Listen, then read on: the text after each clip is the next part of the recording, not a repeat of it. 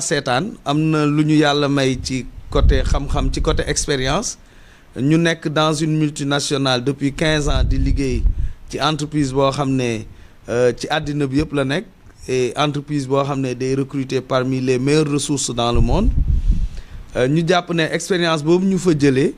war nañ ko mën a servir aussi à notre ville Fatick nekkul dëkk bu rëy bu naqaree liggéey dëkk bu ndaw la c'est une ville de moins de 40 000 habitants dëkk bi c'est facile à parcourir il y a pas beaucoup de quartiers donc buñ ci defee ambition bu ci war ak la vision bu ci war nous pensons que dëkk bi war na mun a gën a changer que ni mu mel nii def parce que koo xam ne da ngay xëy nekk ci politique di si yaakaar am koom-koom boo yóbbu sa njaboot kooku mënul liggéey dëkk parce que nu mu liggéeyee boppam defal boppam ak njabootam la njëkk a tal et malheureusement loolu moo yàq Sénégal d'une manière générale et Fatick en particulier parce qu'on a vu l'émergence d'une nouvelle classe politique qui a fait de la politique son métier et son tout, c'est-à-dire sans la politique ils ne peuvent pas vivre décemment ou bien ils prennent la politique comme une échelle sociale pour mën a comme Sénégal ni ñuy wax rek mën a tekki te Sénégal dañoo jàpp ne pour nga tekki il faut nga am yenn daraja yi tekki mooy mën a yor sa bopp mën a yor sa njaboot on n'a pas besoin d'être riche malheureusement dans notre mentalité sociale ce besoin d'être socialement dans la haute hiérarchie fait que les gens vont jusqu'à faire du vol dans la politique malheureusement cette course effrénée à l'enrichissement bokk na ci li yàq dëkk bi mooy au lieu ñu nga liggéeyal dëkk bi c'est-à-dire dañ leen di fal pour ñu liggéey ñoom ñu jàpp ne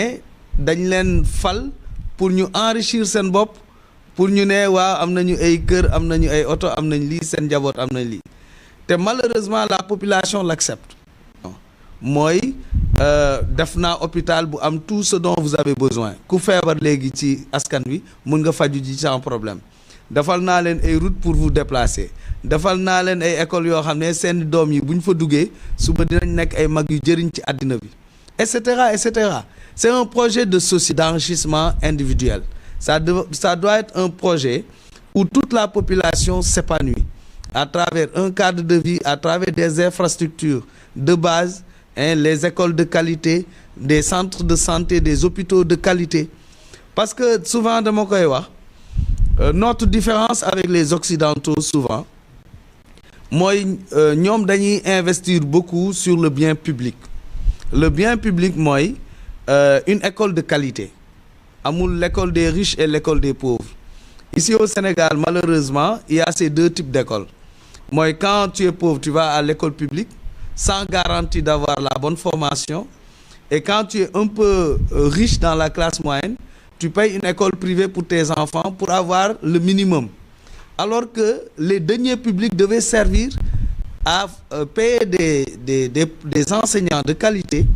à avoir des infrastructures scolaires de qualité qui font que tu as déjà cotisé au niveau des deniers publics pour que tes enfants aient une éducation de qualité mais mënoo revenir en arrière pour payer encore une école privée donc ça c'est déjà un échec des politiques publiques donc c'est pour dire ñun notre engagement politique c'est on doit travailler le bien public c'est-à-dire faire des écoles de qualité si je prends le cas de Fatick nous faisons partie de ceux qui ont inauguré le lycée c'était en 99-2000 on faisait la première la terminale c'était un lycée flambant neuf avec un laboratoire scientifique bien équipé avec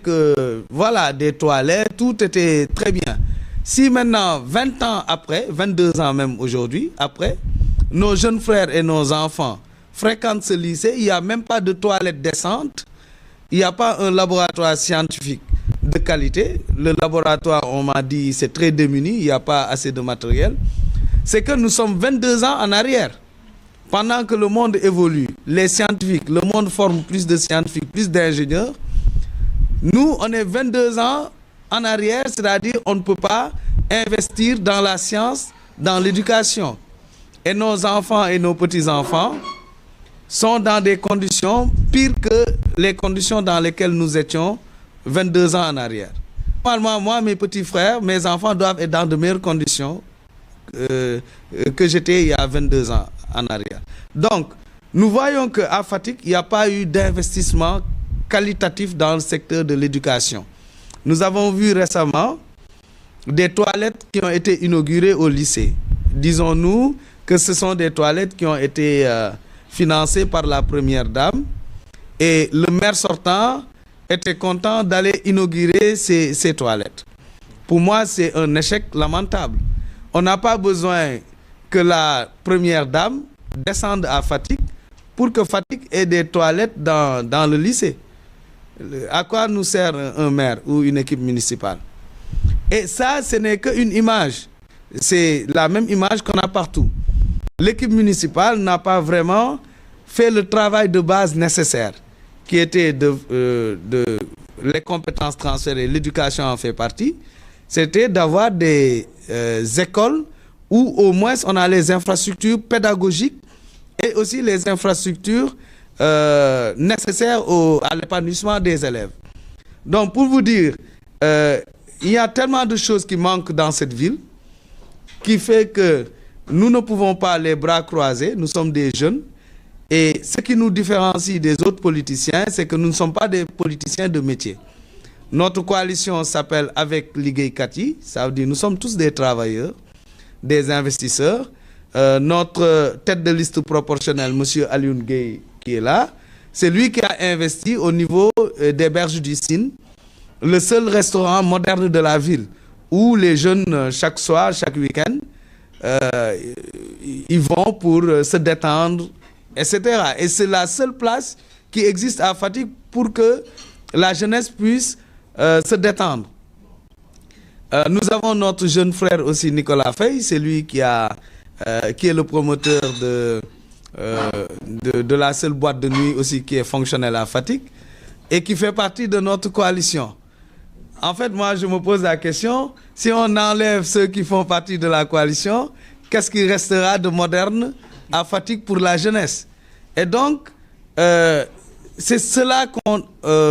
qu'on veut présenter aux Fatickois. Que Fatick a besoin des jeunes comme vous, qui avez investi dans votre chaîne, comme M. Alioune Gueye, comme M. Nicolas Faye, comme Maïssa Fall Ndiaye et tant d'autres, qui s'investissent chaque jour pour l'épanouissement de la jeunesse dans la ville. Et donc, en résumé, c'est la raison pour laquelle nous nous sommes investis.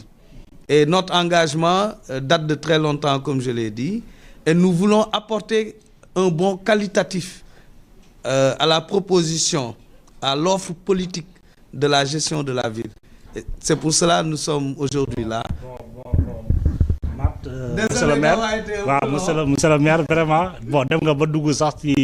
question yi parce que question yi ñu tàmbalee yëpp ay question yu nit ñuy jox pour ñu war la koo jox la mais daa mel ni dugg nga ci question yu bëri bon léegi da nga tudd léegi waxi xaalis wax des moyens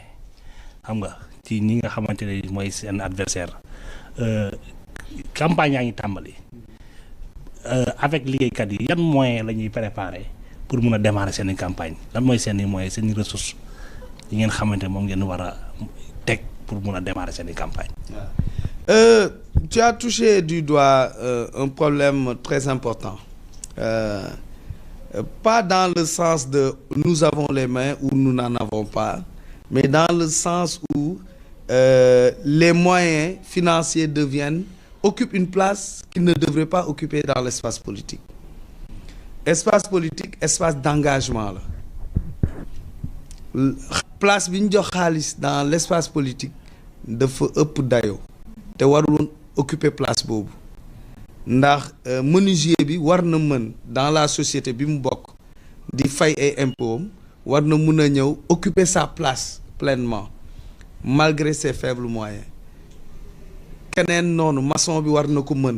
ñëw ne man dama bëgg bokk ci liy tabax dëkk bi. am naa gis-gis may ma rek dinaa si egg am naa gis-gis bi bëgg naa ko taxawal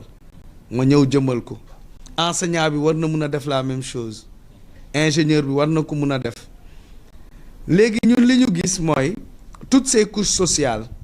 dafa mel ni dañ leen bëgg a écarter parce que dañuy naan ñooñu amuñu moyen yu ñu politiquer léegi ñan ñoo am moyen bu ñu politiquer mooy ñi nga xam ne dañ leen dénk xaalisu askan wi mooy li ñuy wax les hommes politiques ñi am des positions de pouvoir boo xam ne man ak yow dañuy fay suñuy impôt maire bi jaay caaf day fay ay impôt ci TVA bi ñuy relever yow boo jëndee mburu da ngay fay sa TVA ñu dajale xaalis dénk leen pour ñoom ñu tabax ci ay hôpitaux ak li ma wax yëpp def ci ay école ay tali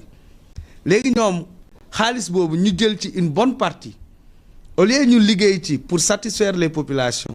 ñu jël xaalis boobu di ko politiquer mooy lan di ko tasaare dem di si jënd ay nit pour ñu votel leen au lieu ñu brandir seeni réalisation pour ñu votel leen ils brandissent le même argent du peuple pour ñu votel leen ñoom ñëpp ngay gis ñuy jël week-end ay millions di ko distribuer du seen salaire. Nous connaissons les salaires des ministres. Les salaires des ministres n'excèdent pas 5 millions. Et ce n'est pas tous les ministres. Les ministres n'ont pas 5 millions, certains ont 3 millions. Un ministre qui a un week-end, il a 3 millions qui a un week-end. Ou alors 3 millions, certains même parlent d'une dizaine de millions. Salaire am le jóge